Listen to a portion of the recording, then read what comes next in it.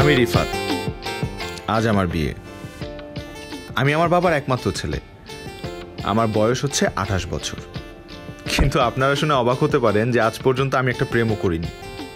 এমনটা না যে সুযোগ ছিল না, সুযোগ ছিল, কিন্তু ইচ্ছে করেই করিনি। কারণ আমার ইচ্ছেই ছিল যে আমি বিয়ের পর প্রেমটা করব, নতুন একটা মানুষকে চিনবো, জানবো আর একটু একটু করে ভালোবাসবো।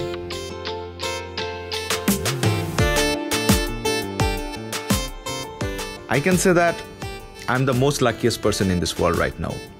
কারণ আমি আমার লাইফে যা যা চেয়েছিলাম সব কিছুই পেয়েছি। আর এই হলো আমার নতুন বউ রাইসা।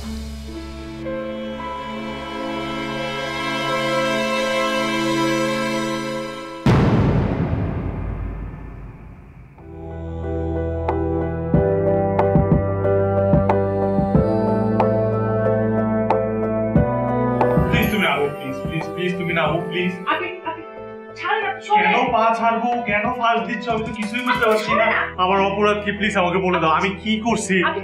না না না, তুমি নিচে নামো। বাবা বাবা, তাহলে কেন ফাঁস দিচ্ছ? আমি কি করছি? আমি ফাঁস দিচ্ছি না, আমি দিচ্ছি না। ছাড়েন, আমার পা ছাড়েন। এই যে আমি ছাড়ছি, তুমি নামো। সরেন, নামো। আমি সরবো না, তুমি নামো। নামো। I have a boyfriend. আমি তাকে অনেক ভালোবাসি। লুকিয়ে বিয়ে করতে চেয়েছিলাম। বাবা মা আমাকে জোর করে আপনার সাথে বিয়ে দিয়েছে। আমি চাইলে পালিয়ে যেতে পারতাম, কিন্তু my boyfriend is not ready now. So আমার হাতে একটাই উপায় ছিল। গার্লফ্রেন্ড কেমন নাই নাকি? গার্লফ্রেন্ড তো আমারও আছে। এটা ভালোই হয়েছে, কিন্তু তোমারও বয়ফ্রেন্ড আছে, আমারও গার্লফ্রেন্ড আছে। আল্লাহ, কি ভালো হলো বলো। আর বিয়ে তো আমিও তোমাকে করতে চাই নাই। বাবা জোড়াজোড়ি কি ধরনের অ্যাক্টিং যে করলো আমার সাথে, আল্লাহ, ইমোশনালি ব্ল্যাকমেল করছে লাস্টে। শান্তি লাগতেছে এখন, তাই না? রিলিভড। তোমাকে বিয়ে করা আমার, নো অফেন্স, তোমাকে বিয়ে করার ইচ্ছেই ছিল না আমার। কি নাম বয়ফ্রেন্ডের? থাক, বলা লাগবে না। রাহাত। ও, আপনার গার্লফ্রেন্ডের? সারা। সারা ভালো নাম, সারা। এই দড়িটা খুলে ফেলি। দেখো, কনজুগাল লাইফ বলো আর সংসার জীবন বলো, সেটার জন্য প্রয়োজন অ্যাডজাস্টমেন্ট। হ্যাঁ, জীবনে অনেক ছোট খাটো দুঃখ কষ্ট আসবে, ঝগড়াঝাটি হবে, কিন্তু তার ভেতর থেকেও অ্যাডজাস্টমেন্ট করে, স্যাক্রিফাইস করে, কম্প্রোমাইজ করে কনজুগাল লাইফটাকে, সংসারটাকে এগিয়ে নিয়ে যেতে হবে। তোমার মার সাথে 30 বছর আমি এইভাবেই সংসার করেছি। হ্যাঁ, আমাদের তো তেমন কোনো বড় ঝগড়াঝাটি হয়নি, ছোটখাটো যে হয়নি তা না, কিন্তু আমরা অ্যাডজাস্ট করে নিয়েছি। মূল কথা হচ্ছে অ্যাডজাস্টমেন্ট। ডিম দিব? ডিম? হ্যাঁ হ্যাঁ হ্যাঁ, ডিম। হ্যাঁ।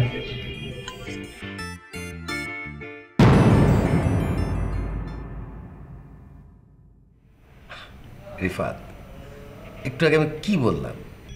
অ্যাডজাস্টমেন্ট। এরকম ছোট খাটো অনেক কিছু সংসারে হবে, কিন্তু সেগুলোকে একসঙ্গে অ্যাডজাস্ট করে তোমাদেরও তাই করতে হবে বাবা। হ্যাঁ, আমি এই তো বারান্দায় দাঁড়িয়ে আছি। নাস্তা করছো? হ্যাঁ, আমি নাস্তা করলাম। কি নাস্তা করছো? হ্যাঁ,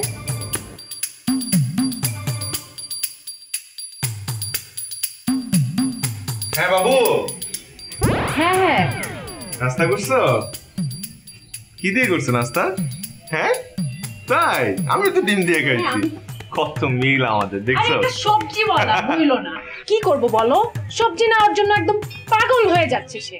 না, কি কথা বলবে আমার রুমে? ও আচ্ছা, বুয়া আসছে, বুঝছো? বুয়া আসছে, বুয়া বলতেছে যে ঘর মুছবে। আরে ভাই, ঘরটা তুই পরে মুছ। বোঝে না। এটা অশিক্ষিত লোক আছে না? অশিক্ষিত কে? বুঝছো না? সবজিওয়ালাগুলো তো আসলে বুঝে না যে কিভাবে কথা বলতে হয়। বুয়ারা তো বোঝে না কিভাবে কথা বলতে হয়, মানে অ্যাবসার্ড আর কি, মানে কি যে ব্যবহার। আপনি বলছেন, আমি তোমার সাথে পরে কথা বাবু, আমি তোমার সাথে পরে কথা বলছি। হ্যাঁ, আপনি বুয়া বলছেন কেন আমাকে? তুমি আমাকে সবজিওয়ালা ডাকতেছো কেন? আমি এখানে দাঁড়িয়ে কথা বলতেছি, আপনি দেখতেছেন না? আমি যেখানে দাঁড়ায় কথা বলছি তুমি দেখতে পাচ্ছ না? আপনি চিৎকার করতেছেন কেন? নেটওয়ার্কের প্রবলেম তাই। তাহলে আপনি অন্য রুমে যে কথা বলেন না। বাবা আছে। তাহলে অন্য জায়গায় যে কথা বলেন, নিচে যান, বাইরে যান, অফিস। আচ্ছা, আপনি অফিসে যাচ্ছেন না কেন? অফিসে কেন যাব? সবাই জানে আমার বিয়ে হয়েছে কাল, আমাকে ছুটি দিছে যাতে আমি বউকে নিয়ে হানিমুনে যেতে পারি। কিসের বিয়ে, কিসের হানিমুন? কে বউ? আপনিও সিঙ্গেল, আমিও সিঙ্গেল, আমরা কেউই বিবাহিত না, ঠিক আছে? তো আপনি বেটার এটাই প্রিটেন্ড করেন যে আপনিও সিঙ্গেল, আমিও সিঙ্গেল। আপনি অফিসে যান, আপনার 9টা থেকে 5টা আপনি শান্তিতে থাকবেন, আমিও শান্তি থাকবো। আপনার নিশ্চয়ই আমার চেহারা দেখতে এখন ভালো লাগতেছে না? অবশ্যই লাগতেছে না, আমি জানি তো লাগতেছে না, আমারও লাগতেছে না। সো বেটার হয় না যে দুজনেই শান্তিতে থাকি? শোনো, আমি অফিসে যাব না। আপনি অফিসেই যাবেন।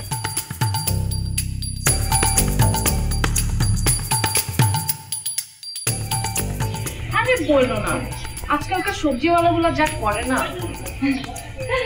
এই তো, তুমি নাস্তা করছো কি দিয়ে? ডিম খাইছে, ডিম। আরে না, ওই যে সবজিওয়ালা এখন আবার ডিম বেচা শুরু করতে বললো না। Good morning. Good morning. কি ব্যাপার রিফাত ভাই, গতকাল কি বিয়ে করলেন, আজকে অফিসে চলে আসলেন, নাকি অভ্যাসে পরিণত হয়ে গেলেন? শাহেদ ভাই, সবকিছুতে না আপনার ওই বেশি বোঝার অভ্যাসটা গেল না। বুঝলা শিউলি, এই হলো বিয়ে করার গুণ।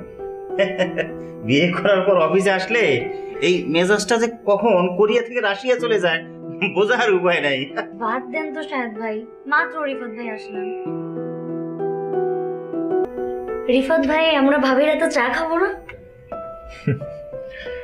আমি নিজে এখনো খেতে পারলাম না।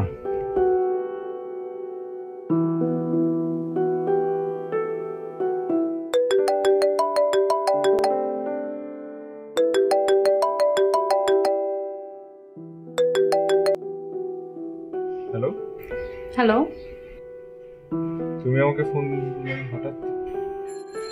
আপনি কি অফিসে? হ্যাঁ, কেন? আচ্ছা, আপনাদের ওয়াইফাই পাসওয়ার্ডটা কি? লাগে না।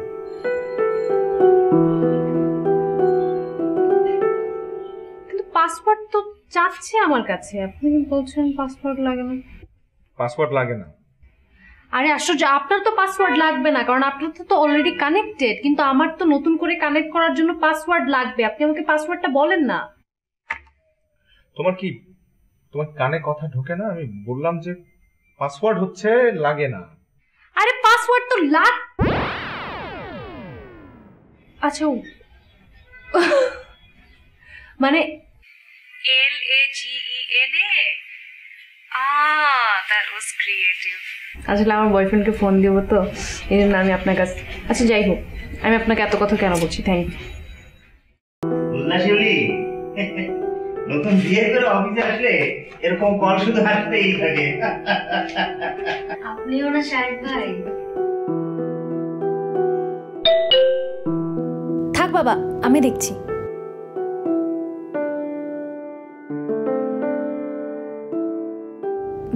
ব্যাগটা আমি নেই। হ্যাঁ, লাগবে না। লাগবে। লাগবে না।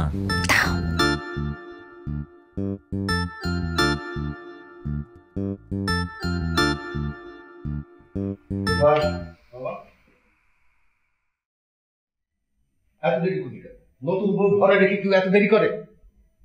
বাবা একটু কাজ ছিল অফিসে। কাজ ছিল মানে? আমি অফিস করি নাই, আমি চাকরি করি নাই।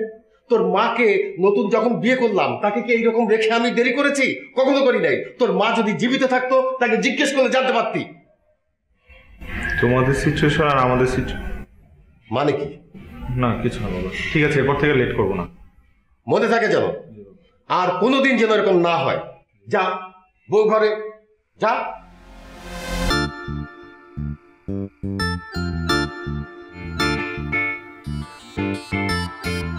অ্যাটলিস্ট একটা বালিশ দাও আমাকে, নাকি? সরি।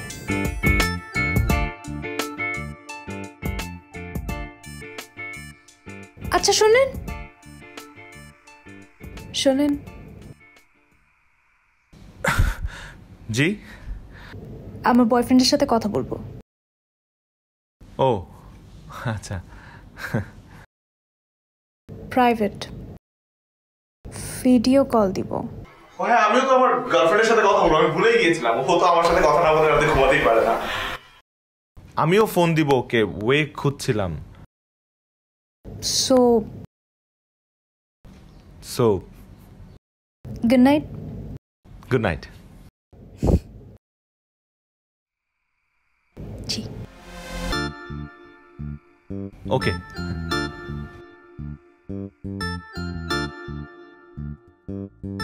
আচ্ছা শুনেন,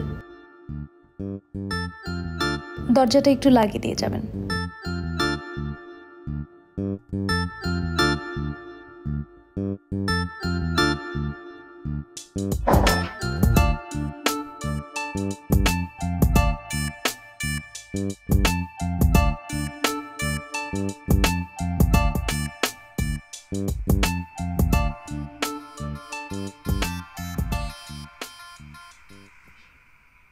রিফাত, তুই এখানে কেন? বাবা ওই রুমের ভিতর। কি সমস্যা রুমের ভিতরে? রুমের ভিতর অনেক মশা। মশা? হ্যাঁ। তো মশা মারবি? ও আছে কি করে? তোর নতুন বউ, সে ওই ঘরে আছে আর তুই এখানে বসে আছিস কেন? বাবা আমি সারাদিন অফিস করে এসে এখন মশা মারবো? অফকোর্স মারবি। তোর মার জন্য আমি কত মশা মেরেছি। যা ঘরে যা, নতুন বউ একা। বেয়াদব কোথাকার, যা।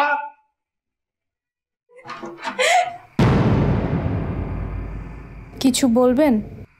হ্যাঁ, ওই যে বাবা বলছিল যে ড্রয়িং রুমে সোফার মধ্যে এভাবে শুয়ে থাকলে খারাপ দেখায়। আচ্ছা বাবু, আমি তোমার সাথে পরে কথা বলছি। হ্যাঁ, বাই, লাভ ইউ। আচ্ছা বাবু, আমি তোমার সাথে পরে কথা বলছি। হ্যাঁ, বাই, লাভ ইউ।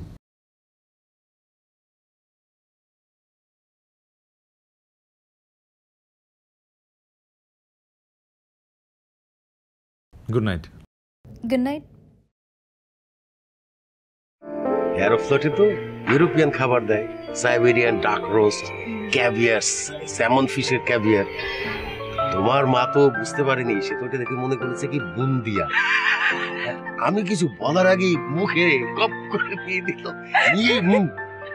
এখন কি হবে? পুরা তো মাছের গন্ধ, কাঁচা মাছের গন্ধ। তাহলে তো আপনারা ভালোই মজা করেছেন। খুব মজা করেছি, এবং to be honest, that was the bonding we had. একটা হানিমুন আসলে একটা মানে বন্ডিং ক্রিয়েট করতে অনেক হেল্প করে। এক্স্যাক্টলি, দুইজনের ভেতরে একটা বন্ডিং তো। হাই, এদিকে আয়। না না বাবা, তোমরা আড্ডা দাও, আমি পরে। এদিকে আয়।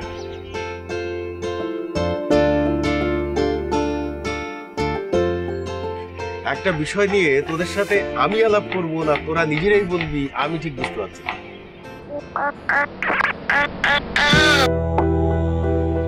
বাবা আমরাই বলতাম।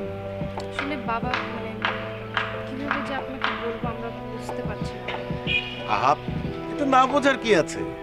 তোরা হানিমুনে যাবি, এই কথাটা কি বুঝতে হবে? এটা বলার জন্য বুঝতে হবে এটা। হানিমুন? আচ্ছা, হ্যাঁ, আমাদের সময় না হয় আমরা লজ্জা পেতাম বলতে, তোদের লজ্জা কি? না বাবা তুমি ঠিক বলেছো, হানিমুন তো খুব দরকার। না না বাবা, হানিমুনের কোনো দরকার নেই। দরকার। তুমি একটু আগে আমাকে কি শিখালা? Honeymoon is very important to create a bonding between two person, right? এখন কেন এটা বলছো? হ্যাঁ, হানিমুন একটা ম্যারেজ লাইফের জন্য খুব ইম্পর্টেন্ট বাবা। হানিমুন তো আসলে এখন দরকার নেই, তাই না? দরকার নাই। খুব দরকার আছে, আলবৎ দরকার আছে। তোরা বাবা সেন্ট মার্টিন যা। সেন্ট মার্টিনে কখনো মার্টিন কিন্তু বাবা আসলে কখনো যাইনি। এখন অনেক ঢেউ বাবা, আর হচ্ছে কি এখন আসলে সেন্ট মার্টিন যাওয়া নিষেধ। অফ সিজন নাকি? Off season. ও অফ সিজন বলে বাবা। হ্যাঁ, অফ সিজন। তাহলে রাঙামাটি যা। রাঙামাটি বাবা আমার ছোটবেলা থেকে পাহাড় থেকে পড়ে যাওয়ার একটা ভয় কাজ করে, তুমি ভুলে গেছো? আমার তো হাইট ফোবিয়া আছে। ওহো, তোদের নিয়ে তো অনেক সমস্যা দেখি। তাহলে বিছানা কান্দি যা। না না মানে বাবা বিছানা কান্দিতে আমার ওয়াটার ফোবিয়া আছে বাবা। ও বাবা, ওর হচ্ছে পানিতে একটু পা লাগলেই ওর অ্যাজমা প্রবলেম শুরু হয়ে যায়। তাহলে এক কাজ কর, বাড়ির কাছে নেপাল, ওখানে চলে যা। বাবা এখন নেপালের ভিসা করব কতদিনে যাব? হাই, তুই আমাকে শিখাস নাকি? এখন তো অনারেবল ভিসা। বাবা আমার পাসপোর্ট করা নাই বাবা, মানে পাসপোর্ট করা আছে, রিনিউ করা নাই বাবা। বাবা এমনি তো আমি অফিস থেকে এতদিনের ছুটি পাবো না, জি বাবা। আমরা বরং হানিমুনের প্ল্যানটা স্কিপ করি। একদিন তো ছুটি পাবি। সেটা পাবো। তাহলে এক কাজ কর, তোরা মাওনা ঘাটে চলে যা, পদ্মার পাড়ে যাবি, স্পিড বোটে পদ্মায় ঘুরবি এবং ওখানে তাজা ইলিশ ভাজি খাবি। সেটা তো বাবা আজকেই যেতে পারি। গুড, তাহলে আজকেই যা। বৌমা, তুমি সুন্দর করে সেজে যাবে, চমৎকার একটা শাড়ি পরবে, কপালে টিপ দিয়ে যাবে, ঠিক আছে? তাহলে ঠিক আছে, তোরা রেডি হয়ে বেরিয়ে পড়। কেমন? টেনশন করতেছো কেন? টেনশনে কিছু নাই, তুমি তোমার বয়ফ্রেন্ডের সাথে বের হও। কেউ এই টাইমটা আমি একটু বাইরে বাইরে ঘুরবো, বাবা জানবে আমরা একসাথে বের হয়েছি। আমার আপনার সাথে বের হতে। না না না, বললাম তো তুমি তোমার বয়ফ্রেন্ডের সাথে বের হও। আমি বললাম তো আমার আপনার সাথে বের হতে। আরে বাবা, এটা নিয়েও জিত করবা? যাও যাও, মজা করে আসো। আমার বয়ফ্রেন্ডের সাথে আমি কিভাবে বের হব? কেন বের হতে পারবা না? আমার বয়ফ্রেন্ড দেশে থাকে না। দেশে কই থাকে তাহলে? বুদাপেস্টে থাকে। হ্যাঁ, বুদাপেস্টে থাকে, হাঙ্গেরির রাজধানী বুদাপেস্ট। তাই? হ্যাঁ।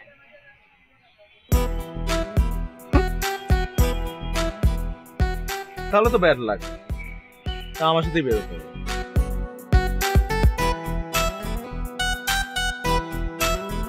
ও শাড়ি পরতে ভুলো না, বাবার ডিমান্ড।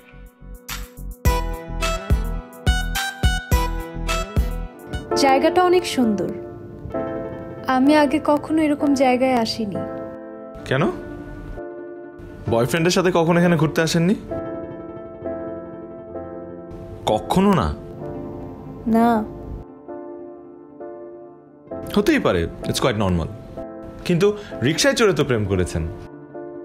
না। ফুচকাও খাওনি রাস্তার পাশে দাঁড়িয়ে? না। স্কাই ডাইভিং তো করে? আমার বয়ফ্রেন্ডের সাথে আমার কখনো দেখা হয়নি। মানে হচ্ছে আমাদের লং ডিস্টেন্স রিলেশনশিপ, তো কখনো দেখা করার সুযোগ হয়নি। মানে তুমি একজনের সাথে সম্পর্কে আছো কিন্তু তুমি তাকে, মানে তুমি তোমার বয়ফ্রেন্ডকে কখনো দেখোই নি? দেখা হয়েছে হোয়াটসঅ্যাপে, ভিডিও কলে।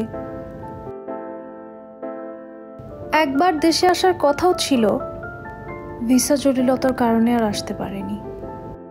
আর আগের সম্পর্কগুলো, সেগুলো কেমন ছিল? আগে তো সম্পর্ক ছিল না। This is my first relationship. আচ্ছা আচ্ছা আচ্ছা,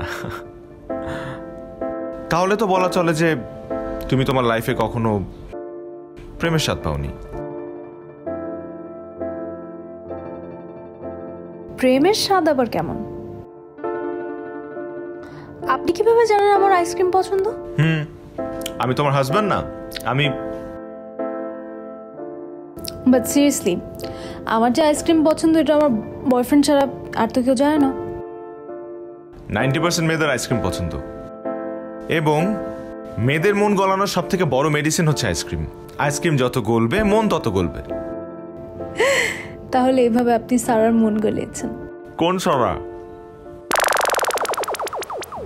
আপনার গার্লফ্রেন্ড? আমার গার্লফ্রেন্ড সারা? সারা সারা সারা সারা সারা সারা সারা।